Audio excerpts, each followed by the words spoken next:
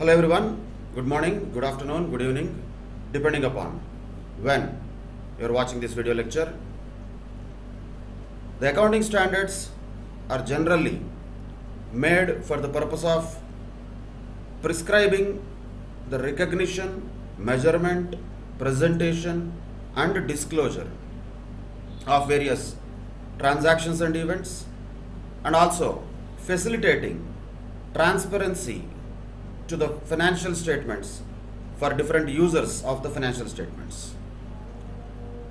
As one of the accounting standards and the first one, the disclosure of accounting policies, which is AS1, is about the disclosure. As the name itself indicates, it has nothing to do with recognition, measurement or presentation.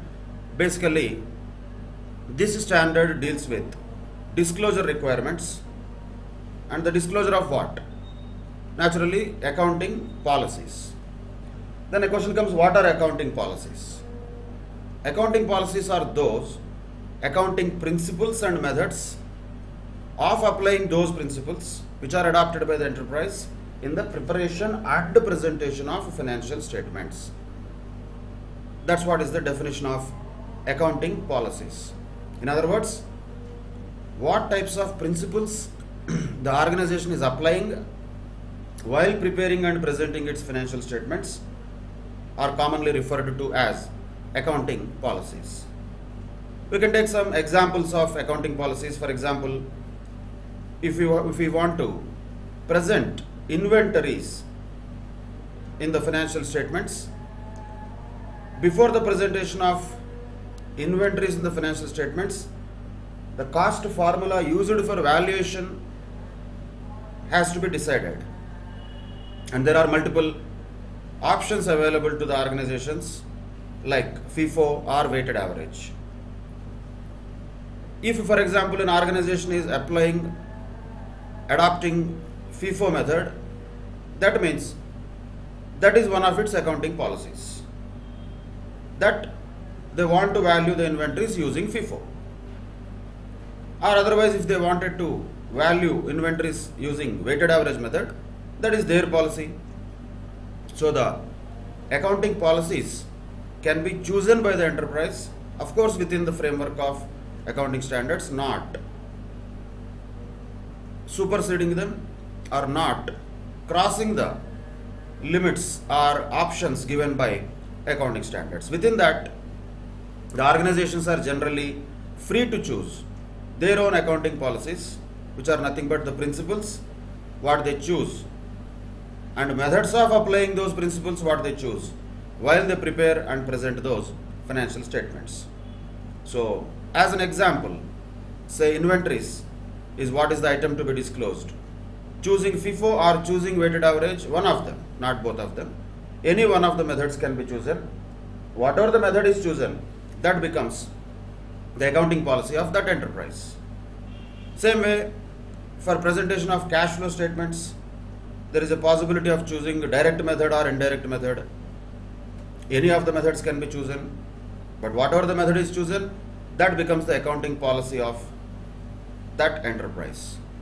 And similarly, for calculation of depreciation, straight line method can be chosen, reducing balance method can be chosen, depletion method, sum of the years of the digits method, like that many methods are there.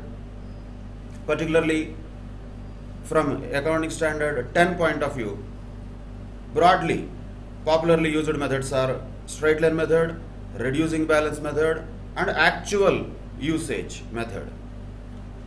Any of the methods can be chosen by the organization. Whatever the method it chooses, that becomes its accounting policy.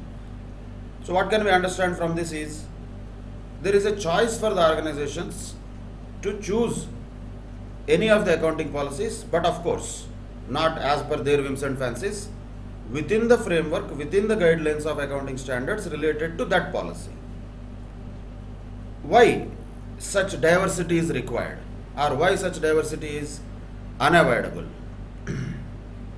When we look at accounting standards, normally the purpose of accounting standards, as the name itself indicates, is to standardize the procedures, standardize the methods, standardize the accounting principles. But in spite of having that much standardization, diversity in accounting policies is inevitable, that is unavoidable, for majorly two reasons. First reason is that the limitation of accounting standards.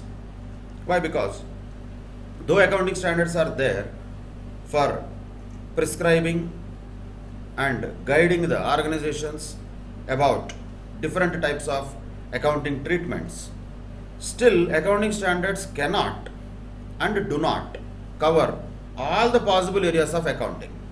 Not possible. Accounting requirements may be so vast that accounting standards themselves cannot cover all the possible areas of accounting. That is why the enterprises generally will have some freedom of adopting any reasonable accounting policy in those areas which are not covered by any standard. So first of all, there is a possibility of choosing an accounting policy which has not ever been prescribed by the standards, because the standards practically cannot cover each and every area of accounting. Of course, they cover most of the important major areas of accounting, but still there will be some areas where accounting standards do not have their reach. There, the organizations will have certain freedom to adopt the policies which are reasonable, which cannot be completely mythical or according to their own whims and fancies. Completely, they have to have certain logic. In those areas, there is a possibility of adopting some reasonable accounting policies. By the way, such situations will be very rare, because accounting standards broadly cover almost all the areas, almost, but not all, but almost all the areas of accounting. So, if at all some completely different situation arises, and then the organizations will definitely have some freedom to adopt the policy, that too, any reasonable policy as per their choice, because that area was not covered by accounting standards. That is one reason. Second reason is that the accounting standards themselves will give some option to the organizations. For example, when we say FIFO or weighted average, that option who has given? Accounting standard 2 only has given. So accounting standards themselves give some option to the organizations. They are not rigid in nature completely. The purpose of accounting standards is to standardize the accounting treatments, give a framework for preparation and presentation of the financial statements, but not to make it so rigid that everybody has to follow this thing only, you don't have a choice. Such type of rigidity is generally not shown by most of the accounting standards. That is why even within the accounting standards there will be some choice to the organizations, which is given by the standards themselves. And why that choice is given? Because naturally the enterprises operate in diverse situations. When the enterprises are operating in different situations, each situation could be unique. We cannot say that rigidly you have to follow this policy only. That is why it is impossible to develop a single set of policies that is applicable to all enterprises at all times. That will not be correct also, and that is not possible also. One policy for all, like Unani medicine, like Zinda Talismat, one medicine for all diseases is not going to happen. So, there is nothing like accounting standards being one-stop solution, one policy only that is being given by the accounting standards. Such situation is not there. For the simple reason, because the organizations work in different situations, and different situations warrant different adaptation of accounting policies. That flexibility is given by standards themselves, and if the standards themselves are not in a position to prescribe them, then the organization can choose any other reasonable accounting policy in those areas which are not covered by any standard. So that is why, in spite of the standardization that the accounting standards will try to bring in, still diversity in accounting policies is inevitable. Then accounting standard 1 talks about fundamental accounting assumptions. What are the fundamental accounting assumptions? One is going concern, second one is consistency, third one is accrual concept. These three are named as fundamental accounting assumptions by AS1. What does each of these words mean? Let us look at them one by one. What is going concern? The financial statements, whenever they are prepared, they are normally prepared with an assumption that an enterprise will continue the operations in the foreseeable future. In other words, there is no intention nor there is any need to materially curtail the scale of operations. In other words, the enterprise is going to continue its operations in the foreseeable future. It is not going to shut down, it is not going to materially curtail the scale of operations in the near future. That is an assumption. With that assumption only the financial statements are prepared. Imagine if this assumption is not there, going concern assumption is not there, then enterprises need not provide for future requirements. So the point of depreciation etc. will not arise.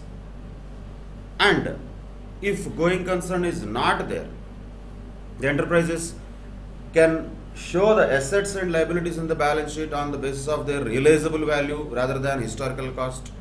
So no need to think about historical cost.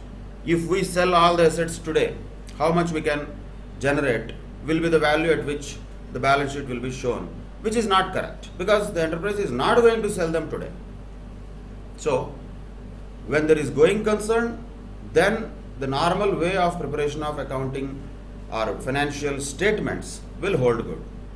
If there is no going concern, then automatically the way we present the financial statements will be altogether different. When the organization prepares the financial statements on going concern basis, it will recognize definitely the need for sufficient retention of profit to replace the assets consumed in the operation for making adequate provision for settlement of liabilities. Why it retains a certain amount of profit for replacement of assets consumed in operations. What does that entire sentence mean? Simply depreciation.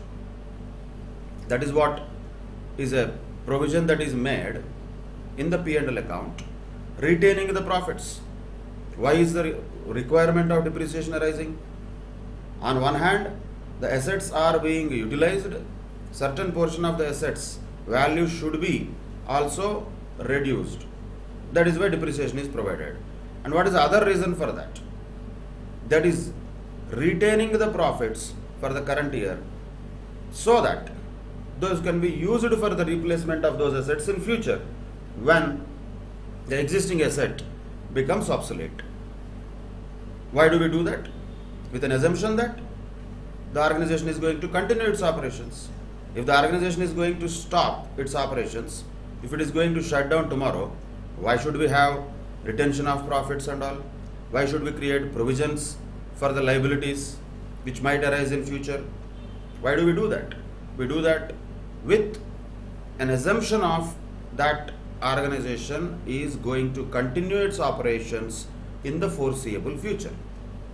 That is why going concern is one of the fundamental accounting assumptions. Of course, is it true that all the organizations definitely have going concern? Definitely not. On the other hand, if any organization is not having going concern, then that fact has to be disclosed in the financial statements, and particularly the financial statements have to be prepared on a realizable value basis, not on going concern basis. So they have to be prepared completely in a different way if an organization does not have going concern as one of its fundamental accounting assumptions. So going concern is something that organizations follow while preparing the financial statements of themselves. That is one of the important concepts also, and one of the fundamental accounting assumptions also as prescribed by AS1. But one more point, if going concern is there, any organization anyway prepares the financial statements with an assumption of going concern only. Should the organization disclose that fact that I have going concern? No need to disclose that. Why? Because that is a fundamental accounting assumption. If nothing is mentioned, it is assumed that an organization has going concern. So when we talk about the disclosure, when these fundamental accounting assumptions are met, there is no need of any disclosure. Imagine a person roaming around with a label on his forehead telling that I am alive, I am alive. No need to tell that. When you are roaming around, we can see that you are alive. You don't need to tell the world that I am alive, I am alive. Same with going concern. Organization need not tell everybody that I am alive, I am going to be alive for the near future. Not necessary. When that assumption is there. So that is why when nothing is mentioned, organizations are assumed to have, deemed to have going concern always.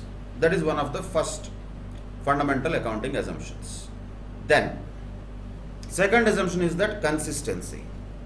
Consistency is one principle which is nothing but using the same accounting policies for similar transaction in all accounting periods.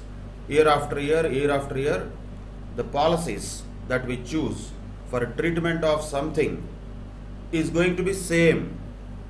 Then we say that an organization is following the accounting policies consistently. And this is also a fundamental accounting assumption.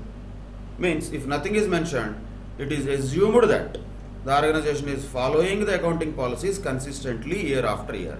It doesn't have to tell everybody that yes, I am doing a great job by following consistency principle. You are supposed to follow. You are basically, fundamentally supposed to follow the theory of consistency or the principle of consistency year after year. Of course, why is that required? Why consistency is required? Because that improves the comparability of the financial statements through time. So very important aspect. When we say consistency, we have to keep this in mind. We are talking about that improves the comparability of the financial statements.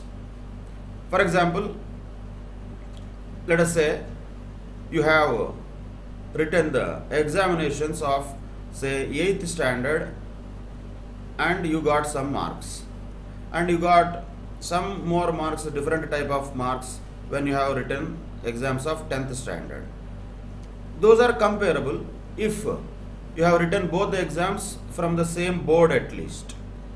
Those are comparable because the methodology of testing is more or less comparable. Consistently, the same methodology of learning and methodology of testing was followed. Can you compare your 10th class marks with the CA foundation marks? Can you do that? No, that would be wrong, because the methodology of testing and preparation for 10th standard is completely different and for CA foundation is completely different. So these two cannot be compared. Why? Because there is no consistency. On the other side, let us say you have CA Inter Group 1 marks and Group 2 marks. At least they can be compared because at least the principle is same. Or CA Inter and CA Final marks. At least they can be compared because there is consistency of the way the exams are conducted and the marks are awarded. Even foundation and inter also cannot be compared because once again the consistency is not there. In case of foundation, there are two papers which are completely MCQ papers, whereas in intermediate there are no MCQ papers completely. Only the theoretical papers have 30% of MCQ weightage, means there is no consistency in the way the paper is set. So foundation and inter also cannot be comparable. Inter and final reasonably okay, they can be comparable. Within intermediate group 1 and group 2, at least that is okay, they are comparable because the methodology is same. That is why when there is something that is consistently followed, then only the comparability will come. Comparing two different things which are not having the similar methods, not having the similar policies will not be appropriate. That is the reason why same accounting policies, if the organization is following year after year, that consistency will improve the comparability of the financial statements. But what type of comparison? Whenever we talk about comparison, we have to think about two words. One is interfirm and the other one is intrafirm. One is interfirm and second one is intrafirm comparison. Interfirm. Inter is not about CA inter or intermediate. It is between one organization to another organization. Intra means within. So when you say inter-college competition, it is not that the colleges of intermediate course are all competing with each other. No. Inter-college means one college with another college. So inter-college football tournament means that is the match between one college and another college. Intra-college means that is within the college, maybe different sections or different fields or groups, students will compete with each other. That is intra. Intra means within, inter means one to another. When we talk about comparison, what type of comparability the consistency will bring in? That brings in intra-firm comparison. Why? Because we are not talking about somebody else. You are the same person who has written 8th standard, 10th standard, CA foundation, CA inter and all. So person is same. Within your performance you are comparing. That is intra comparison. And we are not comparing one person's marks with another person's marks here. So consistency brings in what?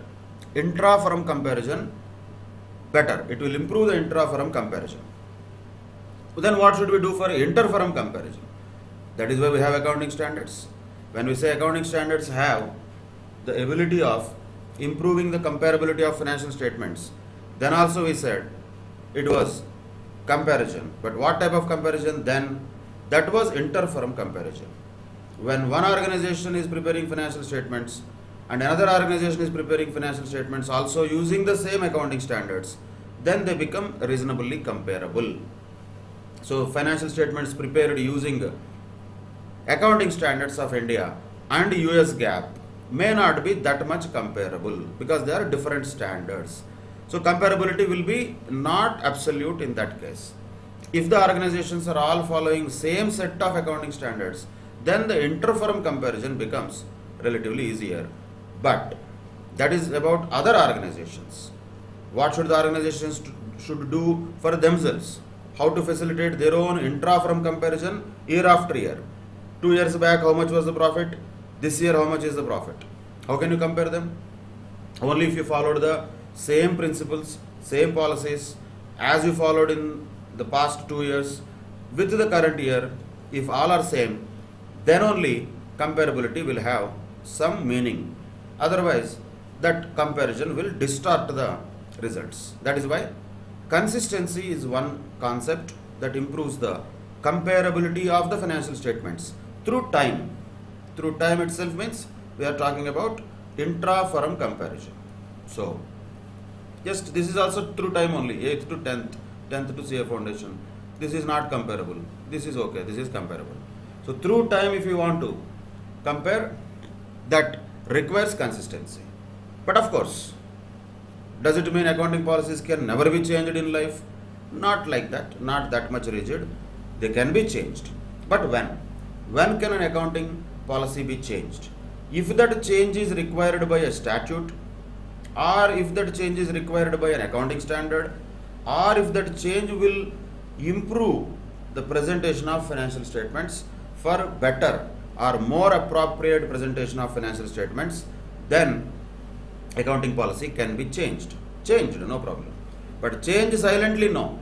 You have to disclose the change in the accounting policy. That is what is the accounting standard 1 all about. Disclosure of accounting policies includes disclosure of changes in accounting policies also. What accounting policies you are following, that has to be disclosed. If there is any change in accounting policy, that also has to be disclosed. We'll come to that later.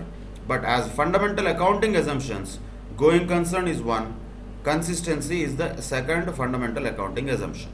Once again, if an organization is following consistency, it doesn't have to just beat itself that, oh, I am doing a great job. You are supposed to do that. That is a basic rule that they have to follow. Basic assumption that everybody assumes that unless otherwise disclosed separately, the organization is following consistently the same accounting policies year after year. That is the principle of consistency. Then, what is accrual concept of accounting? We know this also, which is also called mercantile basis of accounting, where we don't identify the accounting transactions and events on the basis of receipt or payment.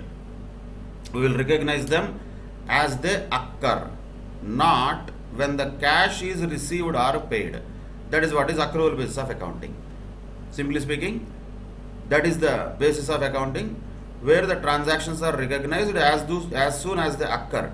Whether or not cash or cash equivalent is actually received or paid doesn't matter. So that is accrual basis of accounting.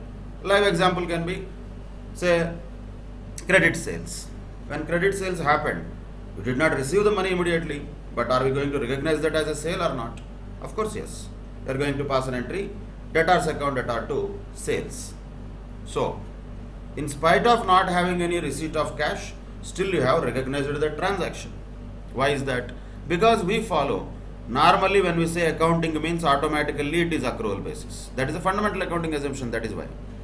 If at all we say cash basis, this entire subject of accounting itself is not required. What is big deal in cash basis? That is just a fact, right? Cash is coming in, cash is going out. When it comes in, record it. When it goes out, record it. That's all. Whatever is remaining, that is a cash surplus with you. Be happy with that. That's what very, very small traders will do, which ideally is not a scientific way of accounting. But what is a scientific way of accounting? Over a period of years we have developed is accrual basis of accounting or mercantile system of accounting that is assumed to be followed by the organizations. Again, they don't have to tell everybody, yes, we are following accrual basis by separately telling everybody about that. Not required. But they have to follow, because that is also one of the fundamental accounting assumptions. Why accrual basis is important? Because it ensures the matching concept. Matching means what? Matching between what? Matching between revenue and cost. So, accrual concept or accrual basis of accounting ensures that there is a matching between revenue and cost, and what we are calculating here is what? Profit or loss obtained on this basis, but not cash flows. Profit is different, cash flows are different. Profit is calculated, profit or loss is calculated using accrual basis of accounting. Cash is different. That is just a summary of cash book is enough for that. And if you want to present it in a beautiful format as prescribed by AS3, that's what we call it a cash flow statement. That is different. But what is the profit or loss depicting, which is the outcome of income statement or P&L account? That is the accrual concept, application of accrual concept, which reflects the activities of the enterprise during this accounting period. All the activities of the enterprise are reflected ultimately in the P&L account and balance sheet, and the profit or loss figure that is coming out of the P&L account ultimately is going to reflect all those activities in a nutshell related to an accounting period. So all these things are included or linked with each other. So with the accrual concept, there are many other things. Periodicity principle is also applied, matching principle is applied. Both of them are important and both of them are culminated in what? Accrual basis of accounting. Those are already imbibed in that accrual basis of accounting, which is also one of the fundamental accounting assumptions. So these are the three fundamental accounting assumptions that organizations are supposed to anyway follow. They are already assumed to be following these three unless otherwise disclosed in the financial statements. And what are those three? Going concern concept, consistency, accrual basis of accounting. That is about three fundamental accounting assumptions. Okay, what if they are following these fundamental accounting assumptions? If they are following it, so should they disclose it that we are following it, we are doing a great job? No, not required. So there is no requirement if the fundamental accounting assumptions are followed. If followed, there is no need of disclosure. But what if they are not followed? If they are not followed, definitely a disclosure should be made in the financial statements. Like these financial statements are prepared by not following the so and so fundamental accounting assumption. For example, if an organization is preparing a financial statements on the basis of not following going concern concept, they have to mention that these financial statements are prepared without going concern being observed. That fact has to be very clearly disclosed. That is why accounting standard 1 is about disclosure. So disclosure of what? Disclosure of non-compliance of fundamental accounting assumptions is what they have to show in the financial statements. That's what is disclosure requirement if the organization is not following any of the fundamental accounting assumptions. If they are following, there is no need to disclose. Now moving on to the selection process of accounting policies. Accounting policies is of course the principles and methods of applying those principles in the preparation and presentation of financial statements. We know that. But what is the selection criteria for accounting policy? How an accounting policy has to be selected? How it has to be selected? They have to be selected by taking three things into consideration. One is prudence, one is substance over form, one is materiality. And first of all, while selecting the accounting policy, what is the ultimate objective of the financial statements? The financial statements are prepared to portray a true and fair view of the performance and state of affairs of an enterprise. True and fair view is a very important word, and that is what the auditors will check, whether the financial statements are really portraying a true and fair view of the performance and state of affairs of an enterprise or not. So, what is the financial statement which tells us about performance? Naturally, the P&L account. What is the financial statement which tells us about the state of affairs of an enterprise? Position of the enterprise, financial position, that is balance sheet. Ultimately, both of them, all the financial statements shall be prepared so that they give a true and fair view of the performance and state of affairs of the enterprise. And as we discussed already, there are alternative accounting policies which are possible to be selected by the organization. When there are alternative accounting policies, how they have to be selected? They have to be first evaluated. They have to be first analyzed of what are their benefits and pros and cons, we can say. So they have to be evaluated. When selecting a policy, an organization will evaluate the alternative accounting policy, but how to evaluate our alternative accounting policies is by taking the following considerations. What are the considerations which govern the selection of such accounting policy are these things. One is prudence, and second one is substance over form, and the third one is the concept of materiality. These three are considered as considerations for selection of accounting policy. Any accounting policy can be chosen, no problem, but while choosing that policy, the policies have to be evaluated in the light of these three filters. Is the accounting policy that is selected prudent? Are we looking at substance over form? Or are we looking at the material items, all are being disclosed or not? All the three have to be considered while selecting an accounting policy. Let us understand each of these words in little detail. What is prudence? So simply speaking, prudence is nothing but conservatism. Conservatism is one of the, once again, principles of accounting that has to be shown while selecting an accounting policy. What is that conservatism? In other words, for future profits, we don't anticipate them, whereas for losses, we provide something for them. Because of uncertainty that is associated with the future events, we do not anticipate profits, but losses are provided for. That's the simple logic of showing conservatism, which is nothing but prudence principle. So what is the proof of that? We have to create a provision for all the known liabilities and losses, even though the amount cannot be determined, and the amount that we are going to provide only represents a best estimate in the light of the available information.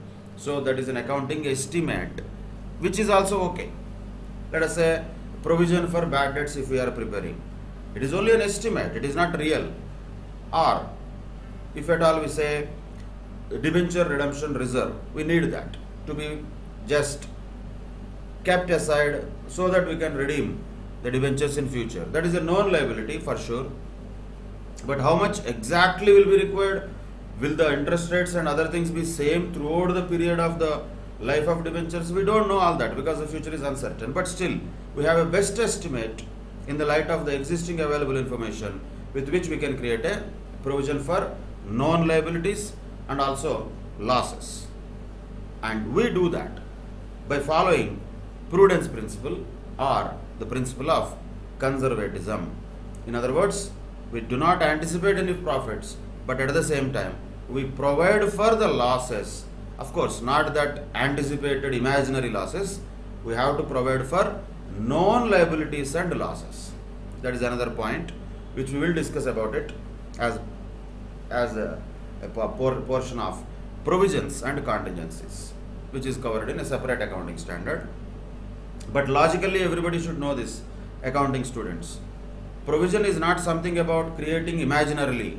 Provision is about creating a part of the profits to be set aside for known liabilities. Liability may not arise now, liability may arise in future, but we know it that it is going to arise in future with almost reasonable certainty. Same way, losses that might arise in future, we are creating a provision for that separately. When we say provision for bad debts, do we really know that bad debts are going to really occur that much only? We don't know that. But are the bad debts not going to occur? Generally not possible. Mostly they will occur. So what is the best way of providing for bad debts? Is to have an estimate of bad debts which reflects generally the past experience of the organization, current trends and other estimates that the organization makes for the purpose of creating that provision. So provision is not about creating something which is completely illogical, irrational and imaginary. That is not what is provision.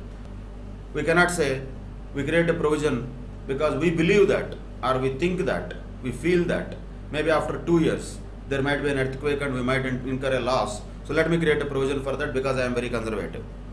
No, you cannot create that provision because that is not what provision means. Conservatism is not about that. Conservatism is about, yes, you have to create provisions for known liabilities and losses. Though you don't know exactly the 100% amount of future liability, but create a best estimate, no problem. But create a provision for that only. So we have to be careful with the words used here and interpretation of those words. Sometimes people interpret wrongly. They say, conservatively I will prepare or I will create a provision for the losses that I think that I might incur after 5 years. That provision cannot be created. That will not be called as a provision in that case. That can be called as a secret reserve, which is actually illegal to create. So we cannot create secret reserves from taking the cues from prudence concept or conservatism principle. That would be wrong. Even while creating these provisions also, care has to be taken. Accounting standards have to be followed. There are accounting standards which prescribe them.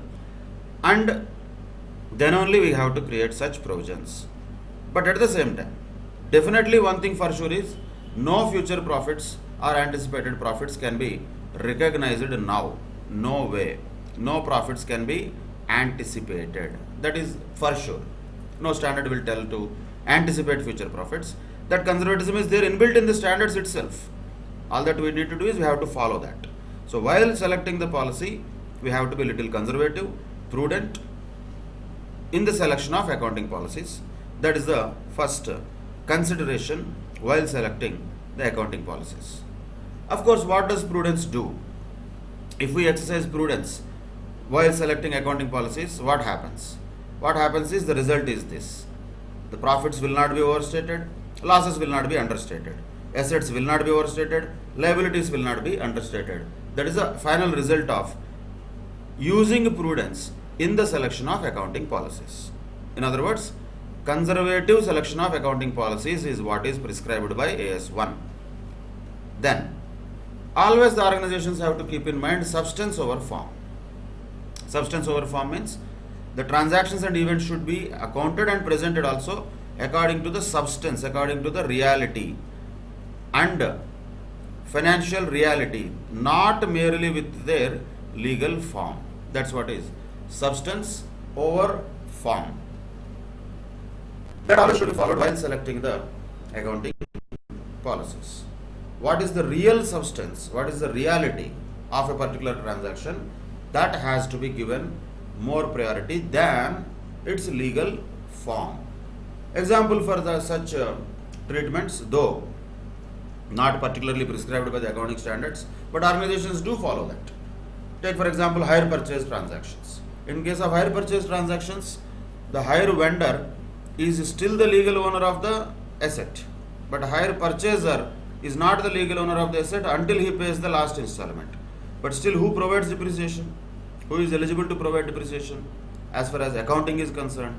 That is, hire purchaser only is going to provide depreciation, even though he is not the legal owner of the asset on which he is providing depreciation. I mean, technically, legally speaking, is it correct? No, because legally he is not the owner, but still, in substance, he is the owner, because in general, when we look at a hire purchase transaction, it is a purchase basically. Only difference is that amount is not paid immediately, it is paid in installments. So it is a mix of sale and finance. That's all, nothing much. So for a hire purchaser also, though he is not the legal owner, he himself is really the actual owner of the asset, because he is using the asset and his intention is definitely to become owner of the asset, intention at least to start with, and over a period of time he pays the installments and becomes the owner of the asset eventually later. But that does not mean he has to wait till becoming legal owner in order to claim depreciation. Not required. That is why depreciation can be claimed by hire purchaser, not hire vendor. Though legally speaking, hire vendor is still the owner of that asset. So that's a classic example of substance over form, which is followed in accounting normally. That's what they should follow. Always, whenever there is a dilemma between form and substance, the selection of accounting policies has to be done with more weightage to substance than its legal form. That is the second consideration while selecting the accounting policies. And the third and very important consideration is also that the concept of materiality has to be applied in selection of accounting policies. But here there is a misconception for many people that should not be there. When we look at materiality concept, we are talking about disclosure of material items, not recording of material items. People think that recording also we can have a choice of materiality. For example, the biggest organization, biggest company in India, something like, let us say, Reliance Industries Limited has incurred some 10,000 rupees expenses for chai samosa for their board meetings. Let us say that. So, should that be recorded at all? They are having lakhs of crores of assets and thousands of crores of turnover. Should we record that 10,000 rupees also? Answer is yes, we should record that 10,000 rupees also. Even if it is half rupee also, 1 rupee also, that should be recorded. There you cannot use materiality. Materiality is not for recording. Materiality is for disclosure. Now for the same example, should the Reliance Industries Limited disclose in its financial statements as a separate note saying that, okay, out of the miscellaneous expenses above, 10,000 rupees were related to chai samosa or related to board meetings. Should they disclose that? Is that required? Nobody cares, because it is not a material item. So, the materiality concept, first of all, is not to be applied for recording. It is only for disclosing, which is the last step we are talking. There you don't need to disclose each and everything. Then the financial statements will become books, not just statements. So that is why the organizations have to choose only to disclose the material items. And of course they have to disclose all the material items. Then another question comes, materiality is determined by what? Is it the amount only, or is it the impact of that item on the decisions of the users of the financial statements? The answer is second one. Materiality is not just about amounts. Materiality, of course, sometimes can be related to amounts also, but not just about the amounts.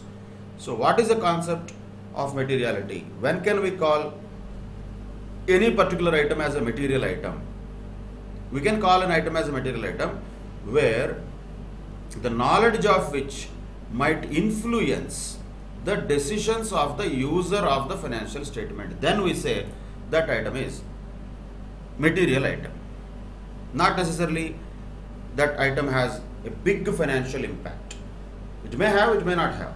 But majorly what should be the criteria for deciding materiality? Not just the amount. It is the impact or influence that item can create on the users of the financial statements when they take whatever decisions they have to take. So the point is, materiality has to be looked at in that sense, not on the form of size. we have to look at on the form in the light of influence. It is not about only size. Size also matters. Very 50 rupees to 100 rupees, then we don't need to really disclose them. But that also automatically tells that 100 rupees is not going to have a big influence on the decisions of the users of the financial statements also. That depends, once again, on the overall size of the organization and what is the size of this particular item. All these things have to be looked at from case to case basis. That is why conceptually we have to be clear. We should not have misconceptions about materiality. Materiality is not about recording, it is about disclosure. Second thing is, materiality is not always about the monetary size, it is also about the influence or impact that it can create on the decisions of the users of financial statements. That concept has to be understood and remembered well. These are all the things that will be helpful in performing the audits also, and of course even the subject of auditing also. These all aspects will definitely be useful. Once again, each of these words, concepts is very very important for any person who is a CA student, or for that matter any person who is learning the subject of accounting. So that is what is materiality all about. For example, if you take, let us say, a small amount of loss has happened by fraudulent practices of some employees in one branch.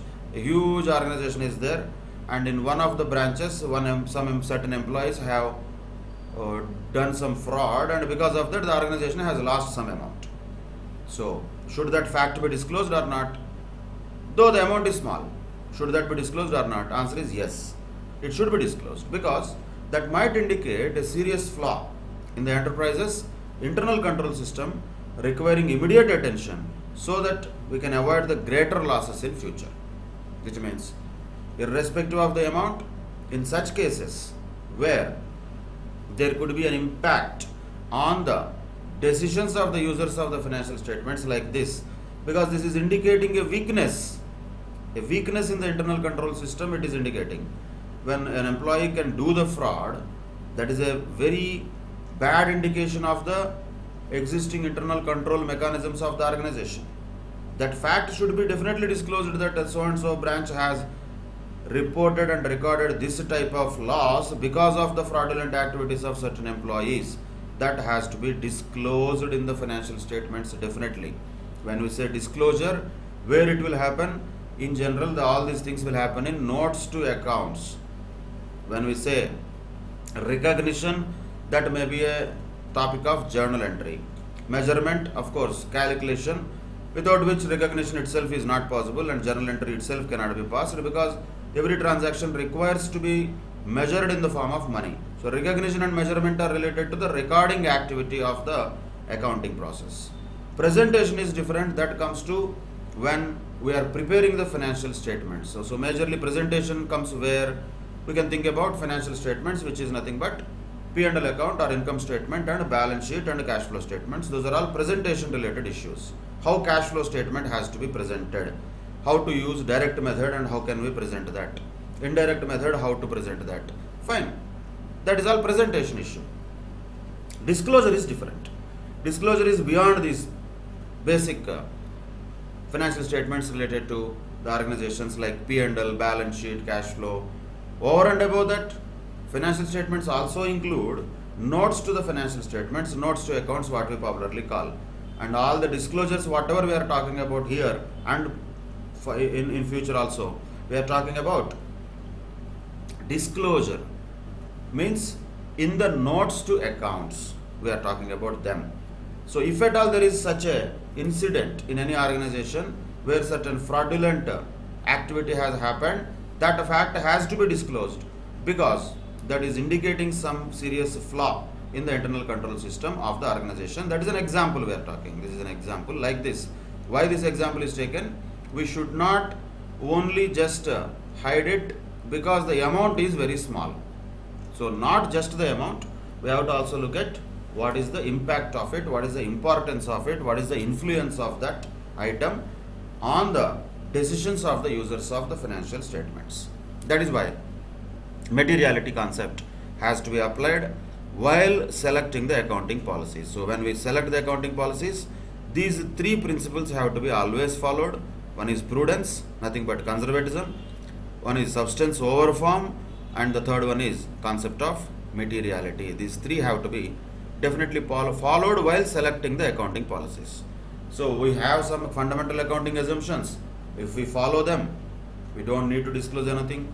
If we don't follow them, we have to disclose the fact of not following them. That is one thing we have observed. And second thing is how to select the accounting policies in the lens of these three filters: prudence, substance over form, and materiality. Now, okay, we have accounting policies. Fine. But what happens if there is a change in the accounting policy? Can the organizations change the accounting policy? Definitely yes. That also we have just discussed earlier in the same session. When an organization can change the accounting policy, if that is required by a statute, or if that is required by an accounting standard, or if that is required for better and appropriate, more appropriate presentation of financial statements, then the organization can change the accounting policy. There is no problem in that. So can it silently do that? No. That is not correct. Whenever there is a change in the accounting policy, that has to be disclosed. Of course, if that change in accounting policy is going to have an impact in the current period itself, imagine if it has impact in the current period itself, if that is having an impact, and we can ascertain the amount also how much is going to be the impact, then what should be disclosed? The amount should be disclosed. For example, by changing the method of depreciation from written down value to straight line method, there is going to be definitely an impact on the current period's financial statements, particularly the income statement, the profit and loss account. So how much is the impact? The amount has to be ascertained, and that amount has to be disclosed in the notes to accounts. If this original old policy was followed, this much would have been the profits. Because we are following this new policy, the profits have been changed from that to this. That point has to be disclosed. For that, paragraph has to be written in the notes to accounts as a matter of disclosure of the impact of change in accounting policy, which could be ascertained monetarily.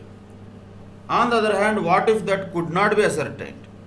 We know there is a change in accounting policy, but what is the impact of that? We could not quantify it. We could not measure it monetarily. Then what? Then we have to disclose the fact that they could not be monetized. They could not be monetarily ascertained.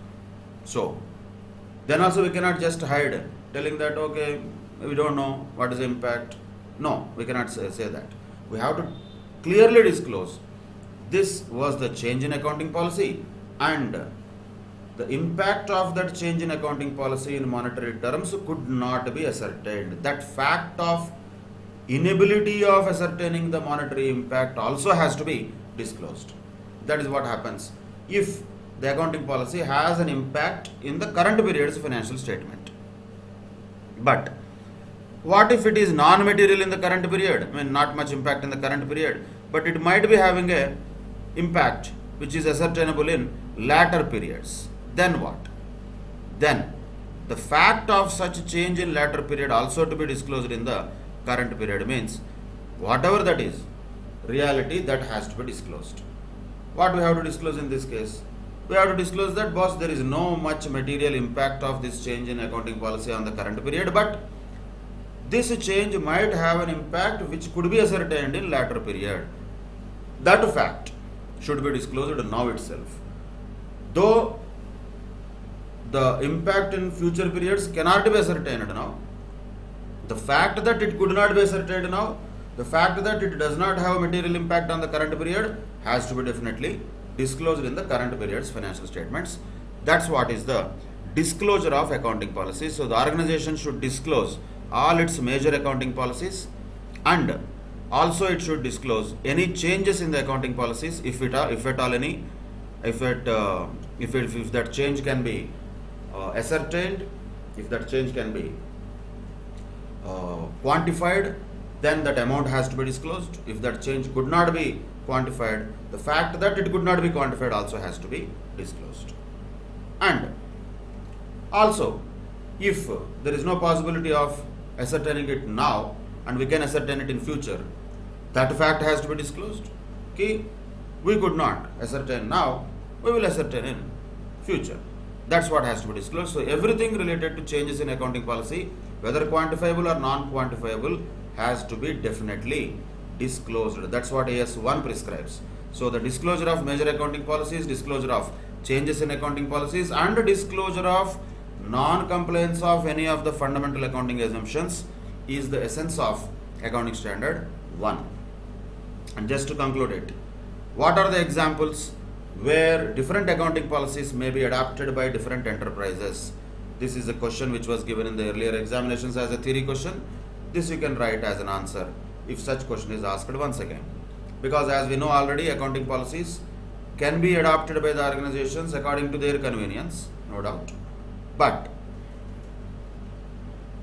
when they have choice, what are the cases where there is a possibility of having a choice, possibility of choosing accounting policies from alternative choices that are available, when that can be there, when that can be actually experienced by the organizations, not in all cases. Of course, each of them was there in the accounting standards itself.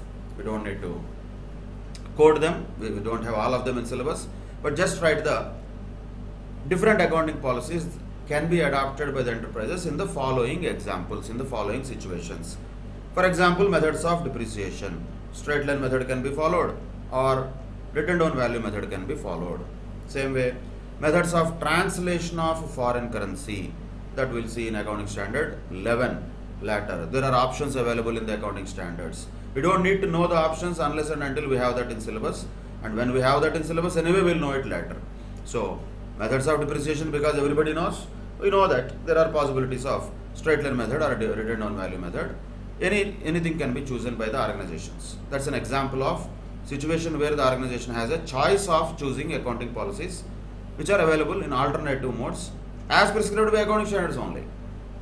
Same way, methods of translation of a foreign currency is another example. Valuation of inventories, different possibilities are there. Valuation of investments, different possibilities are there.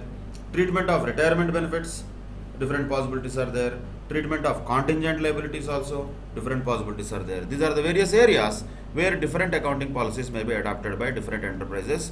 Once again, I am telling you, what are all those treatments possible? We don't need to know until and unless we have those things in our syllabus of accounting standards, which we will anyway know.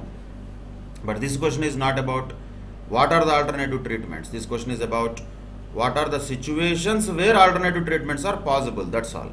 And these are only examples of that. There are many other situations also. For example, even presentation wise, cash flow statements can be prepared by using direct method or indirect method. That is their choice. That is organization's choice, what method they want to follow. Like that, different choices will be available for the organizations in choosing different accounting policies. Just for understanding purposes, let us look at the financial statements of Reliance Industries Limited for the year 2019-20. We can choose any company. Better to choose a manufacturing company for understanding things because of vast coverage. So this financial statements naturally will contain the balance sheet as usual in the Schedule 3 format, and the statement of profit and loss for the year ended 31st March 2020, and the statement of changes in equity, of course, also will be there, and there will be cash flow statement also, which will be prepared according with AS3. But for today's discussion, what we are looking at is the significant accounting policies. Look at that. This is the notes to accounts. When notes to accounts is there, what are we talking about here? Significant accounting policies. So that is where it starts. The financial statements will clearly indicate what are the significant accounting policies. According to what? In accordance with AS1. Because AS1 asks the organizations to disclose the accounting policies. So this is the application of it. And various policies, what have been followed in the preparation and presentation of financial statements, will be disclosed by them. What are those? We don't need to know. But what will be the general items of disclosure that we can look at from this particular financial statement? So the first thing first, they were talking about the basis of preparation and presentation. Mostly the financial statements prepared on historical cost basis. That's what is a very significant policy what they have followed. But there are exceptions. Where there are exceptions, they have mentioned what are those. We don't need to know them, but they have to disclose that they have followed the historical cost basis while preparing the financial statements. Like that, various aspects have been mentioned here. So significant accounting policies related to current and non-current, when they will classify any asset as current asset.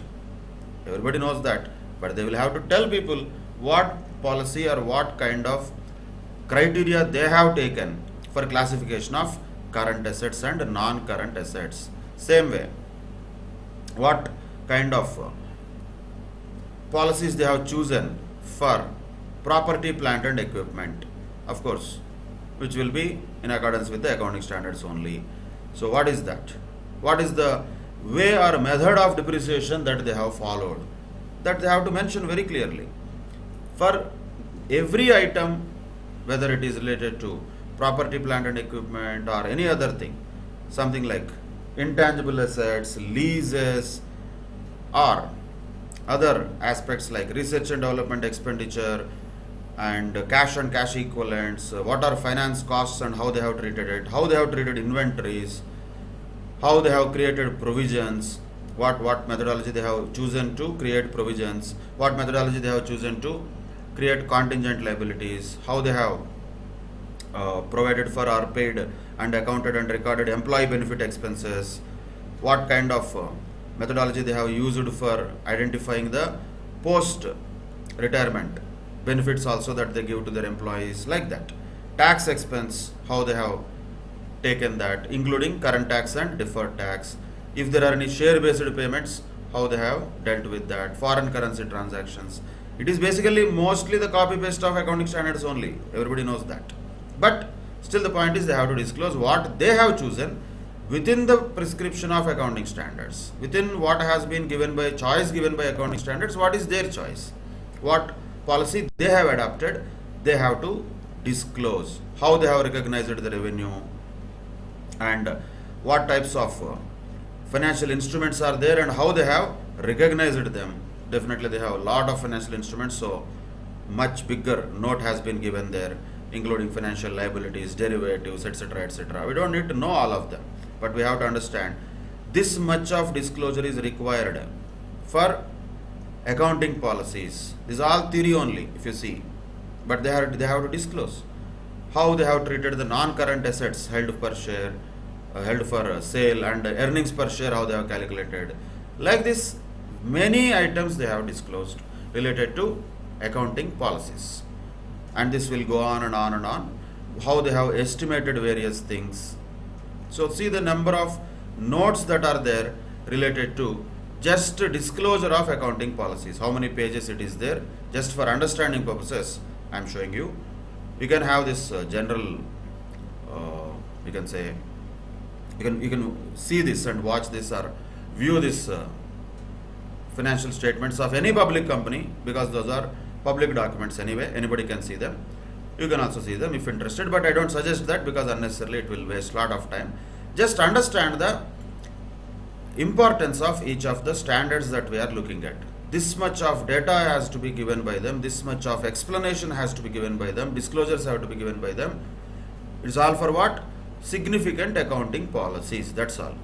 These all significant accounting policies have to be disclosed by any company, and that's what the Reliance also has done, as you can observe in that financial statements of that company. Like that, if you take any company also, definitely the first and foremost information after the basic corporate information, usually the note number 2 will be significant accounting policies, and that will run into multiple pages for most of the companies, and that actually gives us the impact of AS1 or that tells us the significance of accounting standard 1. Of course, the financial statements that we have seen, which are related to the Reliance Industries, they are not prepared accordance with the normal accounting standards we are studying at intermediate level. Those are prepared in accordance with Ind AS, which we will study at final level. Don't worry too much about it. It is all just Ind added as a prefix to accounting standards, so we call it Ind AS. Numbers might change. Just changing numbers will not change the substance. So, as people of strictly following substance over form, we don't need to worry about the name, whether it is AS or Ind AS.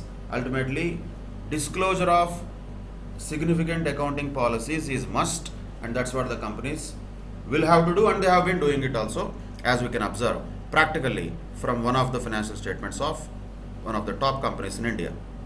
With that, we can conclude this AS1 discussion, and in the next session, we'll continue this with another accounting standard. Till then, take care. Bye bye. Thank you very much.